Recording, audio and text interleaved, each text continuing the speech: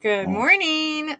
So today was exciting because something that we've been wanting to do for a long time, and like today, it like became real. You ever have something like that where it's like in your head, it's like in your mind, and then bam.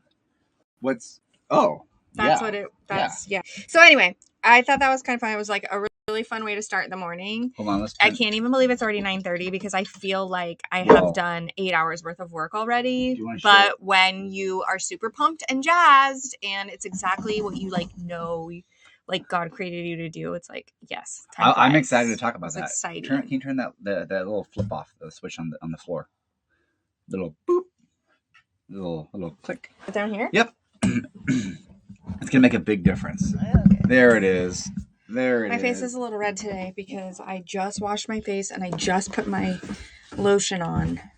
I thought I would have time to do my makeup for everybody, but I didn't. Can we that's like in my glasses. It's like intense. I'll turn your glasses off. Turn my glasses off. Yeah. Okay.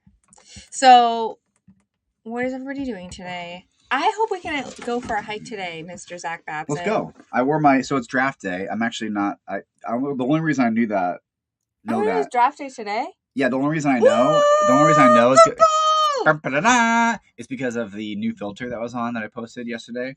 Oh. And this guy that I met at the gym that's local that I followed, Andy Dooley, he is really into. Oh yeah, he does their stuff. Yeah.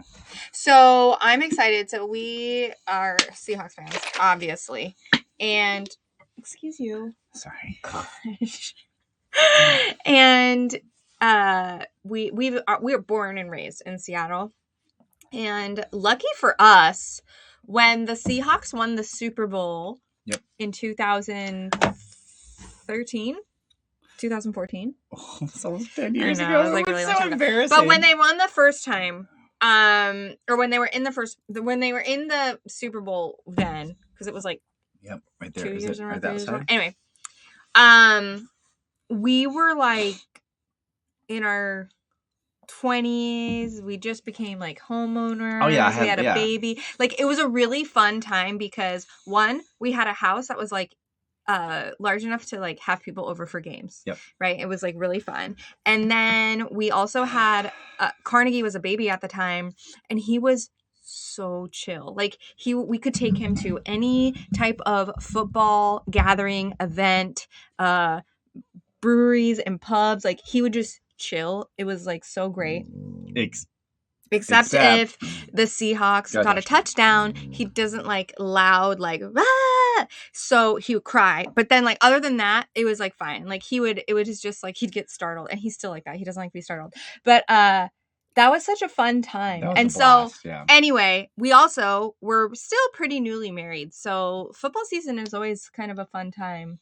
It is, although the last couple of years have not been as fiery, just because we just have other things going on, and but I am excited for this year because, like, our capacity mentally to take on more has changed. You have seasons like that where it's like you find yourself. I think it's easy to beat yourself up, being like, "Why don't I do those anymore?" But it's a combination of capacity and prioritization. I think sometimes those get interwoven. That might be a good thing to kind of digest. Well, think about. It is because, like, for example, when everything was shut down and we weren't seeing very many people, especially because everything in Seattle and Washington was like closed, right? Yeah. But for football, we like very consistently went over to our family's house and had like football time. Yep. And those were like our people that we got to see. So it was like a mixture of socializing, right? Like socializing during a global pandemic. And it was also football.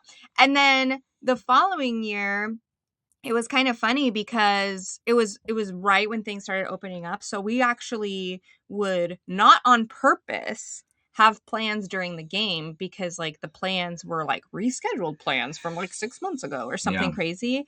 And then this last year, I don't even know what we were thinking, but the kids do dance class and they love their dance class. Gosh. And we were kind of getting tired of having dance class during the week, because it just like made the week seem really full. So geniuses over here, we were like, let's just do dance class Sunday afternoon. We never do anything Sunday afternoons anyway. It's always pretty chill, which is true.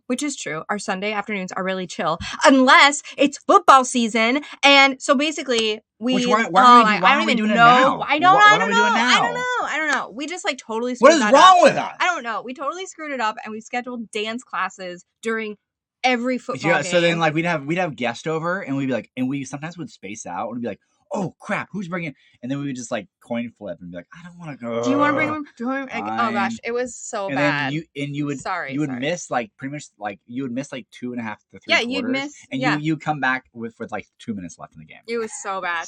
So not having a dance class. A couple games we went to the bowling alley. Yeah, so the dance class is right by the bowling alley. So we would like hop over the bowling alley and like watch in the bowling alley bar. But could you like what were we even thinking?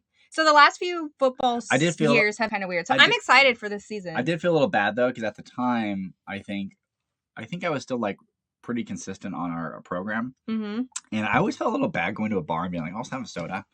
Yeah, I don't drink anymore. Zach doesn't drink as much, so I feel bad. And no, I like to have a beer, so I don't shy away from a good beer during a football game. But at the time, I think not being a drunkie at a bar and actually being able to talk to a bartender is just being really nice. Well, yeah, but it's not nice when that's how they make their tips, though. Refreshing. He's like, nobody's coming into the bowling alley bar to tip well. Sure they do. No, they don't. We're not. They don't. They're going in there for not tipping well. No. During the day. During a football game? There wasn't even people in there during the football game. This is an area where I actually, I have some expertise. I'm gracing them with my presence, and I do tip well, even if I do only get a Coke Zero. So there's that. So we are coming in hot with a few things. So first, we have family coming into town. Awesome. And then we've got the workshop in like 10 days. Which is I'm super excited for. Tomorrow, I think, is actually so before the workshop. Sorry, next week we're like in prep mode. Yeah, so before the workshop, which is a part that I really enjoy, and I think what makes what we do very different from really any relationship workshop out there that you can do is we keep them small because we actually want to know who's in the room, and so we keep them very, very tiny.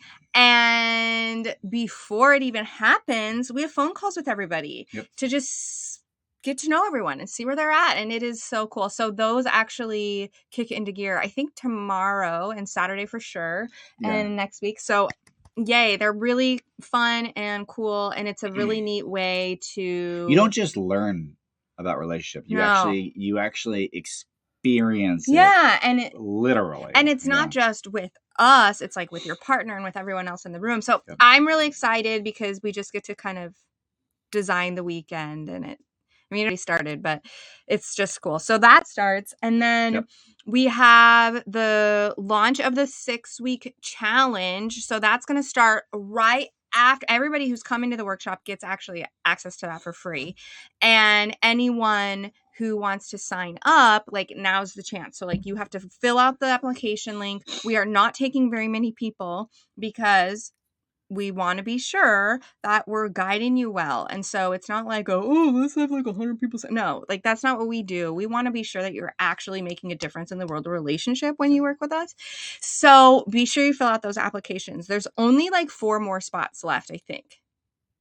Well, we had just one today, so. Yeah. So, maybe 3. Yeah. So be sure that you're looking at that. The other thing that we have, if you're like, I don't know if I'm ready for a 6-week challenge in my relationship. Now you can do it as a single, or as a couple if you want. But the other thing is that we have a what to say when guide. And this guide is going to break some things down. And in my opinion, where our reaction is like, I don't know what to say when this happens, or this keeps happening and I don't know what to say, or this message isn't landing and I can't get this point across, or whatever. I mean, we have like these like breakdowns in communication, is that as you go through this guide, some of the need for that like communication, or some of the need to like discuss those problems or those frustrations may actually disappear simply by going through the guide and just really looking inward a little bit. So I'm pumped. Yeah, no, it's been amazing. Those are going out right now because we've been sending those to people. So if you did sign up for that, you can expect that today because those are going out. Well, so I'm pumped for those. I know we're jacked. We're jacked up. Yeah, and Zach needs a new outfit to wear for the workshop. What should he wear? What's wrong with this outfit? I look good in blue. We did see a shirt on Grey's Anatomy that is at Bloomingdale's, but of course they're sold out. What about the coach on Ted Lasso? Online. What about the coach, the bad coach on Ted Lasso? What's his name? Shelley.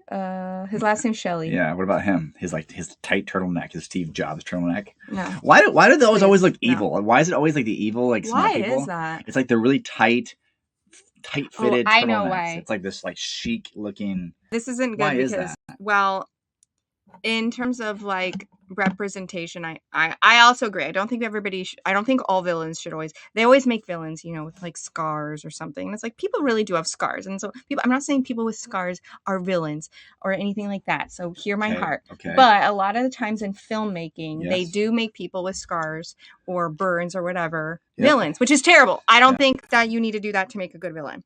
So I think when a villain is covered up neck to arms, it gives you the illusion that they're hiding something underneath. Oh, okay. And so I think it's a subconscious thing. Positive poor connection. So I think it's more of an unconscious thing. Got it. This is the problem here. See? Oh, yes. So. Well, I think I don't know. It's plugged in. Well, no, it's not that. I just have yet to connect. Wow, that's great. Wow, the computer just froze on a face like this. I actually have yet to set up. Why don't you task me today? I'll make a commitment to you, Sierra, that if you choose to accept, to set up the wired connection, because the wired connection is not. It's right now. It's wireless. That sounds like it could start a fire. It sounds there is a wire connection. It's not plugged in. That's all. It's more of it's like a 2-minute job. But that makes sense actually. So villains are covered up. It's like they're hiding something. Yeah. Kind of like so in Frozen, the guy's wearing gloves. Yeah. So I think subconsciously. The sleeves are fully covered. Before Hollywood realized, hey, what we do to people who have scars or burns is kind of mean. Before they realized what they were doing, now they don't do that anymore. But they do cover villains up because it makes you feel like they're hiding something or right. So it's now it's just mean undertone. For people that have that fashion style. No, that's fine. Well, now if you have that fashion style, basically, I'm not going to trust you. So I'm not going to do that. No, just kidding. So.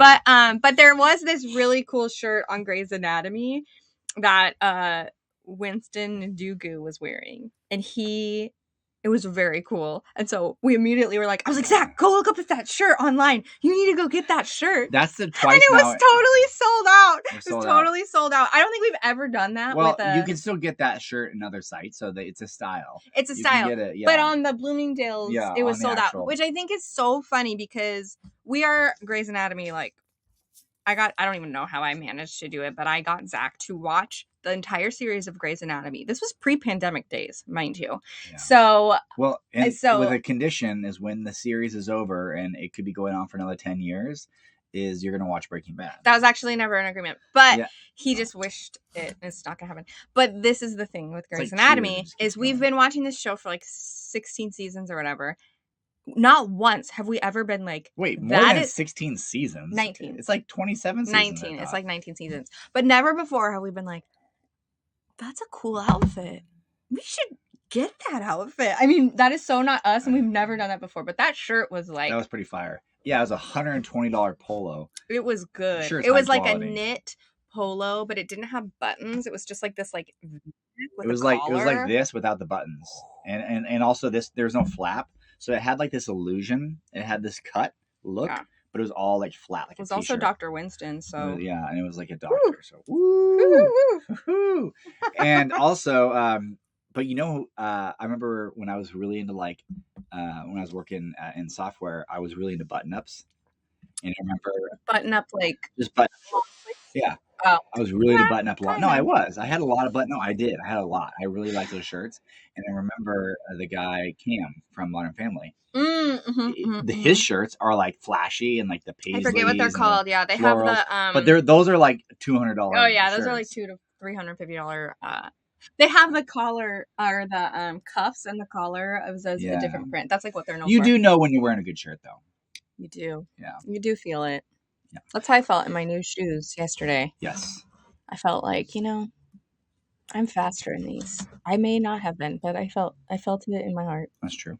Well, so I was listening to. I think I'm gonna do a video. Yeah, you said you were gonna do heavy hitting questions. No, I was just trying to like rile up the audience.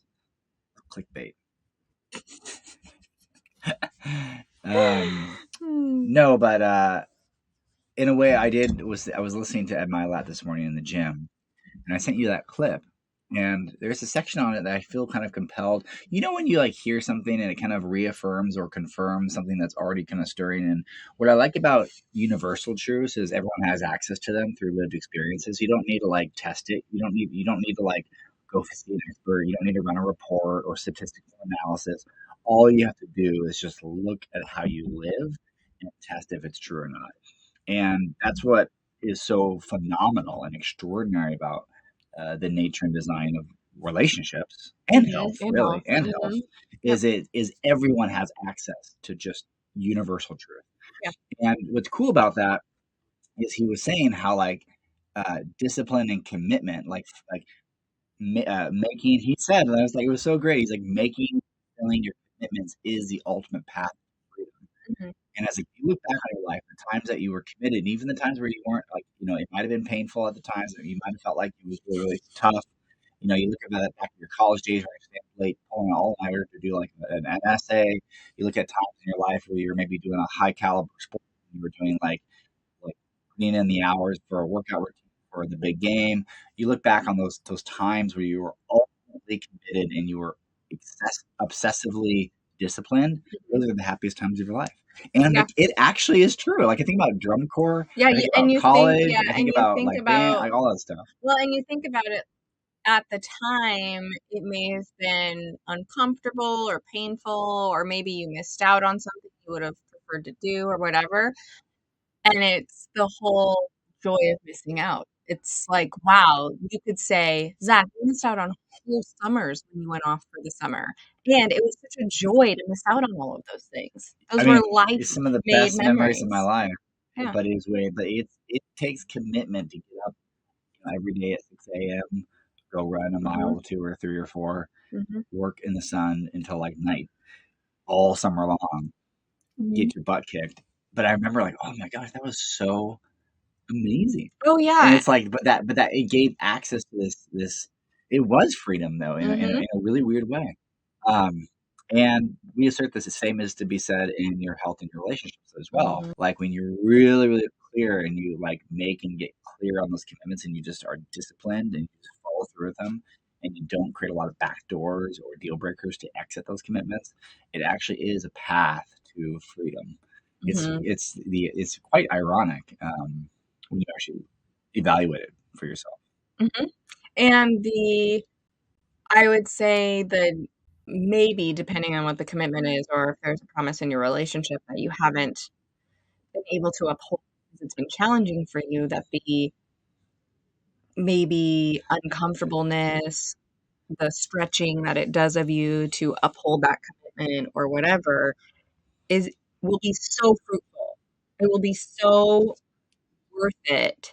And it's so worth it to create a commitment or even if it is around discipline of some kind in your relationship, because it will stretch you. Who doesn't love to stretch? Who doesn't love that feeling afterwards? It's not during, like, nobody likes stretching. Like, stretching is not fun in the actual moment. You're like, oh God. And then you have to remind yourself to breathe. You're like, breathe. Ooh, right? You're like breathing through it because you're pushing yourself. But then the second that you're done and you take like a breath afterwards,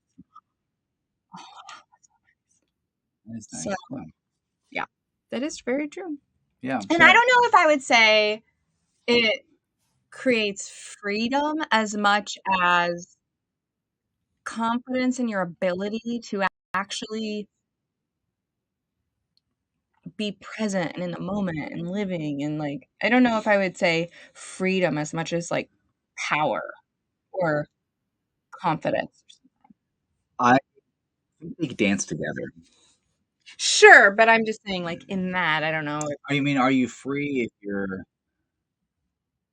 Yeah, it's I are think you you know free or where you're lost? I think you know where your freedom is to play when you're Yeah. disciplined and you're Well, that's what really it is. Yeah, I think you're not if you're living through but life like there are landmines everywhere, yeah. you're actually not free to move freely.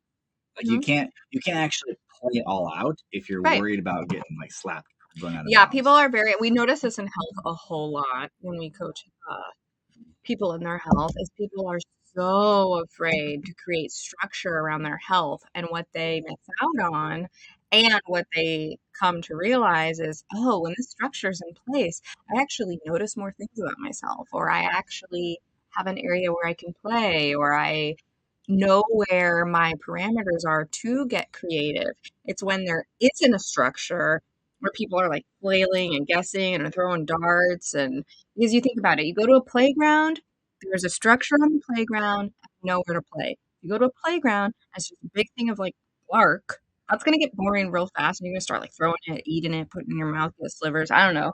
And it's not there isn't much to do about it. But when there's a structure there, you can kind of move around it, play a Right. little bit, and so, yeah, you know where I think the discipline allows you an opportunity to know where your freedom is. I don't know if it actually gives you freedom, I mean, well, what I would say is it because you gives can always you turn away. it allows for the experience actually, because I think Yeah, the question is, are you experiencing the freedom or not? yeah, I think that's what it can allow yeah. is the ability, and then it be to decide. It's more of a it's more of a choice. Mhm, Like mhm, I feel free to do a lot of things.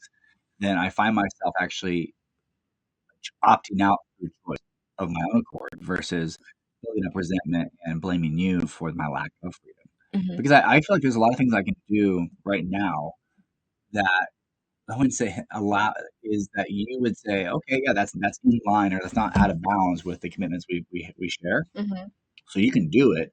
But then just simply having that freedom, then I then have an empowerment, like you said, to then choose it more actively. I think a lot of the upsets and breakdowns that we've had and major fights we've had is when I try to like sneak the ball out of bounds, mhm. um, versus just making the request and you accepting to maybe broaden the field a little bit. You know, it's interesting. So that came up, and I was like, you know what, I could probably, and I think it helps to have like real use cases or lived experiences that you can share, like how that's actually played out. Because I Yes. think a lot of people are hearing this and it's like it's kind of hard. It's I think people get it, but they're not like really seeing it like, from the way of There's a lot of things like that, especially when you listen to any type of personal growth or development or read books or whatever, which is one reason why I like the life book so much, is because it actually takes you through your own what's the life experience. book. It's part of the transformational system that we use for health coaching. Okay. And it takes you through your own experience versus, "Here, listen to my experience. Here are 10 things that worked for me."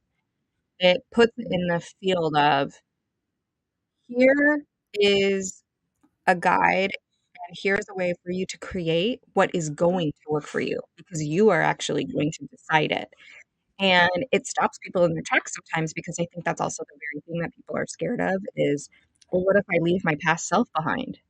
I don't know who this future self is, and now I'm scared a little bit." And I heard this really great thing yesterday is, it's easy to say, "Lead from your future self." Okay. That's an easy thing that, like, gets tossed around, and I think that's really hard for people to understand, 'cause it's like, "I don't know my future self. How am I supposed to lead from my future self?" Then I heard the other day yesterday, "Lead like you are leading your friend tomorrow."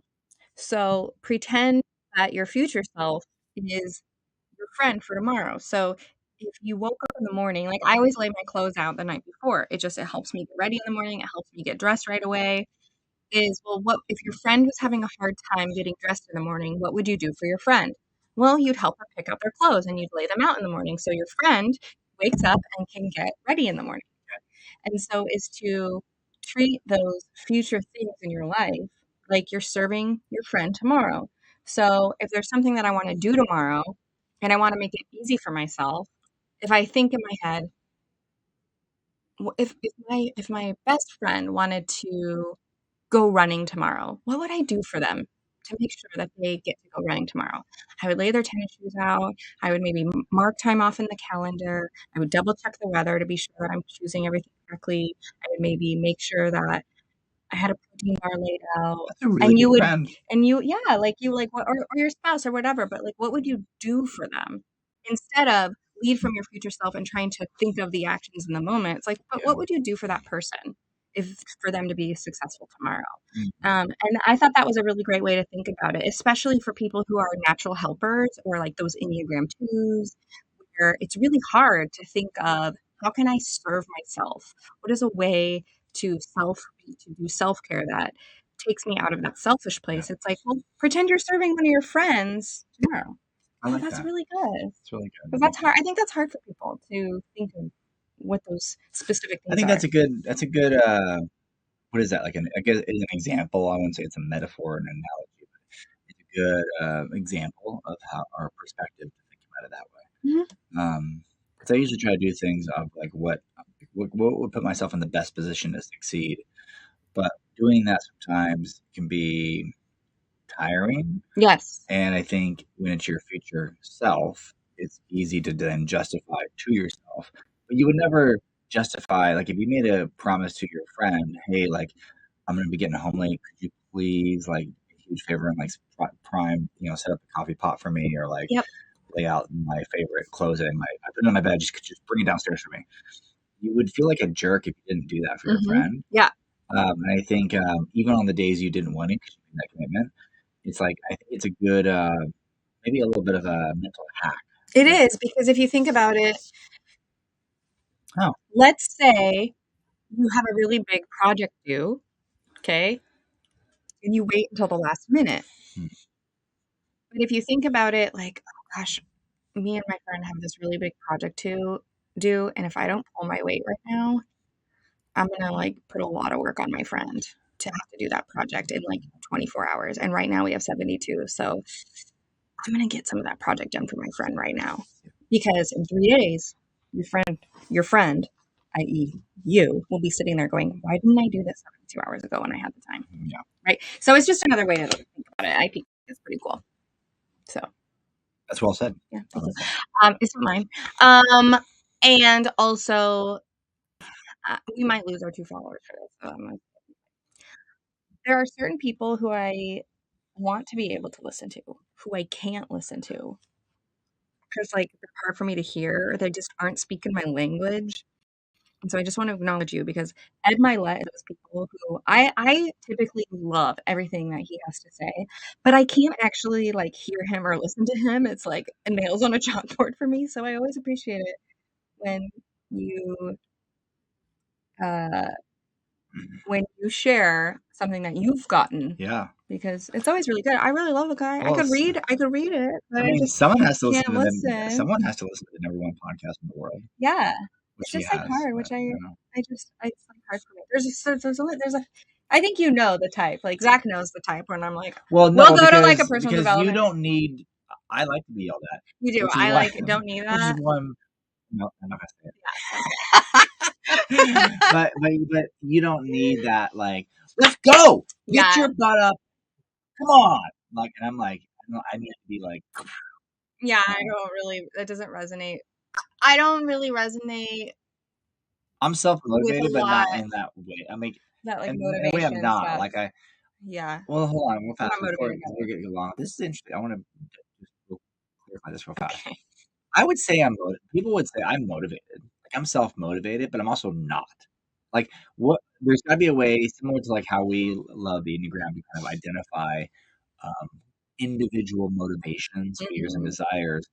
I wonder if it falls into that category, because I think you may not like that type of person, because I think I would say you don't need it. You do need things, but you don't need that. Like, well, I've listened to some of your stuff. It's really, really good. To me, it doesn't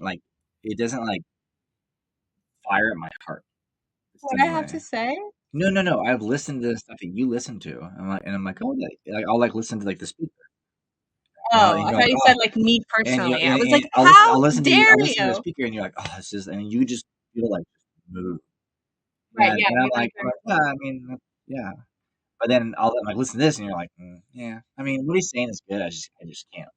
Yeah. No, it's not that. It's just that we need different types of motivation in different places.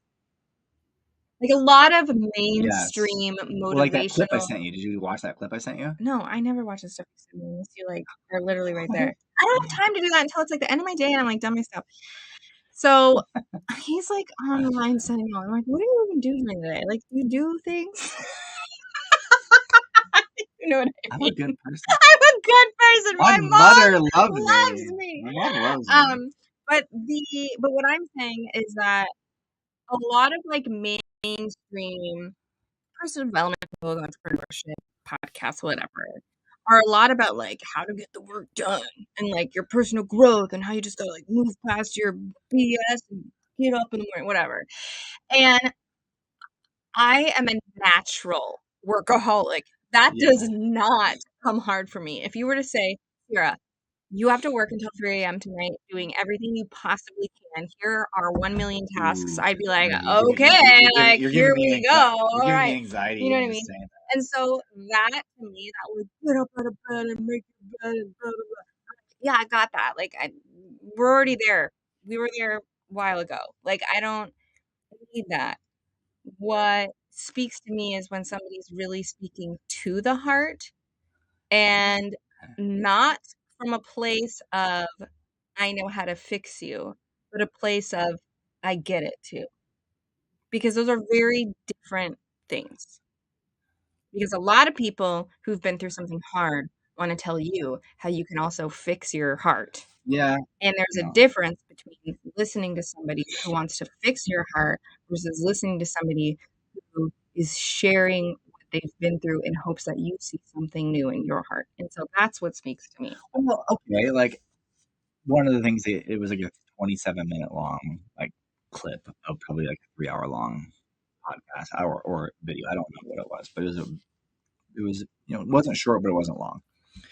And one of the things he said in that piece was like, you're going the right way when you're experiencing resistance, and like expect the masses to like disagree with you and push back on you, because that's how our society works.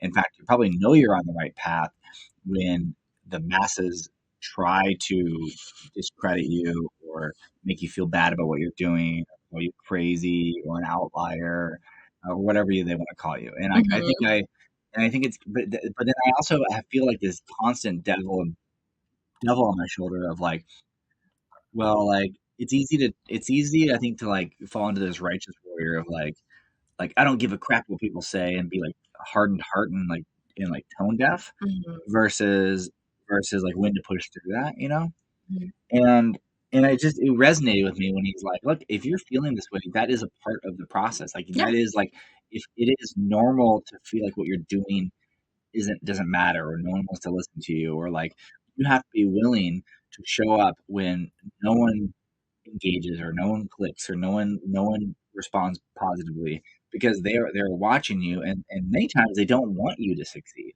Yeah. And so for me, when I hear that, I actually need, and that's kind of what I was trying to tell you last night before going to sleep, is I feel I needed to hear that from him. That's the clip I sent you, because you sent this yesterday? I thought you sent this no, today. I sent this today. But it resonated today because it's been what's on my mind. Is like I feel like I'm a natural, like I've always been like this natural contrarian, and like throughout my whole life I have like this like bracket that I personally deal with it, which is why I like and I let people like this is like is I've constantly experienced people critiquing what I'm doing, yet it ends up being effective in the long run. Right. So like it's like but I find myself wanting everybody to understand where I'm coming from, and I want to be able to like go upstream, and while I'm passing everybody against the current, have them be like, "I love what you're doing. Good luck." Or, "Hey, you want a good smack on the butt one I want to day. get a little smack on the butt." Versus like, yeah, you know what I mean? I struggle with people like critiquing me, because I want them to know I'm a good person. Yeah. I think But you don't struggle with that. I don't, but part of it is and this has not come easy. I think this has been years of practice. and I still contend with it sometimes, is that I know what my life has been like as lived. So if someone is going to say, "Your" I don't know, well, "your health coaching program doesn't work," it's like, I know I've changed over 100 lives with what I do, so there's not much you can say to shake me because I know what is true over here, what has actually happened, Yeah. and the transformations that I've actually seen. And so and I know what my own experience is, so there's not much you can say to me that's gonna be like, "Yeah, stop what you're doing," because I've had a nice amount of impact. Yeah. Similarly with relationship, you can come at I mean, and we've had people literally to our faces and like, "We don't like what you said." It's like, "Okay, like, there is absolutely nothing you can tell me right now," and this isn't how we respond, of course, but because they're in something because something that we've said has like exposed something, right? And when people feel exposed, they attack or blame or whatever. And we're normally the easiest targets because we just said something that like ruffled their feathers. So Which he when said that, by the way, too. It's like you're which not saying which things that. which is like, okay, like you can say whatever you want. I have seen it enough times. It has been tested enough times. There has been enough holes trying to be poked. Like it's like that guy sitting at that table, like, "Change my mind." It's like, it's not that you're not gonna change my mind, it's just that I know what actually is happening over here, I know what the Yeah. lived experience is, and reminding myself to not just strengthen the conviction, but also have immense, immense gratitude of the experiences, good, bad, ugly, to get to that point every single day. Yeah. Like, I Yeah. actively think of those things every day. Sometimes just, like, driving in the car, and I will think of, like, "Wow, I can't believe that happened in my life. I am so grateful that I learned this lesson from that, and that is true, and that's lived for me." It's So almost like our culture has, like, evolved into a evaluating feelings over lived experiences. oh, yeah, they're like, "I read this thing on a website, and so it must be true." I'm like, "Have you experienced that in your life? Mm. Is that I'm how gonna you live flag your that. life? I'm gonna flag that. If you've lived your life that way, sure. If you have not lived your life, you haven't actually seen that working in real life, Yeah. challenge that, that's okay." And I think sometimes and this is partly what we do with health and partly what we do with relationship is sometimes in the room or with people, they people know, like you said, like there is a knowing when something is real. Yeah. And you don't and when somebody tells you something like, "Hey, Zach, this apple is red," you can go, "Oh yeah, it is." But if somebody goes, "Zach, this apple is blue," but you're like, "No, no, it's not. That's not blue." And it's hard to, like, accept, right? But so often we just, like, read things online or whatever, and we're reading all these things that are saying the apple is blue," and for whatever reason, we accept them as the apple is red. And And yeah. so allowing people to experience that feeling of, "Oh, the apple is red." Yeah. And that, like, But relief and, like, knowing and that's kinda how I think it appears or what we end up guiding people to in their health of relationship yes. is some people think health is a really good example because people will say, "I wanna get to this goal weight," or whatever. And it's like, okay, where'd that come from?" Like, normally, it's, like, out of thin air and all of these things that they think that they have to be this, like, certain number or whatever.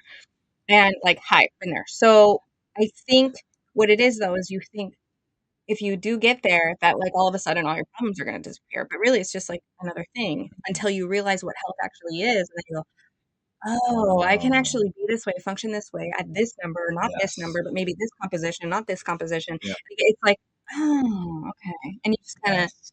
there's, like, freedom in that Sometimes I feel like experience. people are willing to, and I experience this. I contend with this all constantly. It's a constant battle, and then we have to wrap up because it's getting long. Yeah, what Is the heck? I know it's a constant battle of, do I deny a lived reality that is a universal truth if everyone just takes time to like look at how they actually live Mhm. versus what they've heard or read or told, and check in with like their lived experiences as like true or not, versus the social pressure it is to think a certain way versus like, is that how you live? I'm not sure what the question. Well, no, I think that's what people contend with in their health, in their relationships, because I think there's so much pressure on like what health is. Kind of like, I mean, okay, we talk about this all the time. We bookmark this for tomorrow. Body positivity, right? Because body positivity is a great example. Mhm. It's like, oh, well, if you're getting healthy, be careful you're not shaming other people that are unhealthy. And like I would say, nothing you do, if anything, you're honoring other people. Mhm. And I think, but people experience that daily, Mhm. and that I mean, I've gotten messages, and Mhm. I think that is what causes people to shrink down and living a more vibrant, healthier. And I think what people have to remember that We talk about that a lot. Is that the only person who can put pressure on you is you. Yeah. Period. Period. And I admire, Story. and I will say I admire that you're 100% right, and I 100% agree with you. That is true on how I live. If And it is something that I think I contend with more so than you do. When you experience pressure in your life and it isn't pressure that you have created, it is because that you are trying to live up to a goal that someone else has set for you in your life. You are trying to compare your life to some template that other people have filled in for you, and it's not yours. Glasses are off for this And one. if you have pressure in your life, make sure that pressure that you're feeling on yourself is like a promise that you've made with God and yourself and with no one else. There is no way that you will not break under pressure if it has been placed upon you by someone else. That is why parents experience burnout. That is why diets don't work. That is why people will do challenges just to go backwards. It's because they didn't choose those on their own. That is why people feel like they have to stay in unhealthy relationships. That is why people maybe get married to the wrong person. It's because of pressure that has been placed on you that is not from you. So get over it. Woo! No. Ow, you're on fire. I think honestly that just comes from childhood trauma. So do with that for you me? want. For me. Oh. I'm like, My mother still loves me. Probably. That is a joke, by the way, between us. We'll tell that later. Zach and responded that way, and it was hilarious. I'm trying to reframe the word trigger because I hate that word. I'm gonna call it activated. Back the word. Why I say triggered? Yeah, I guess can I? Yeah. No, I just like cannot say. I'm like, I'm triggered. I'm like, oh Lord. All triggered means is your emotions have been activated. All it means is that you are acting like a child in some area of your life, and maybe you need to take a look at that. Oh, man! So listen, fire. That's why I say. Right, that's why I said though. Just lost both. That's why I said though.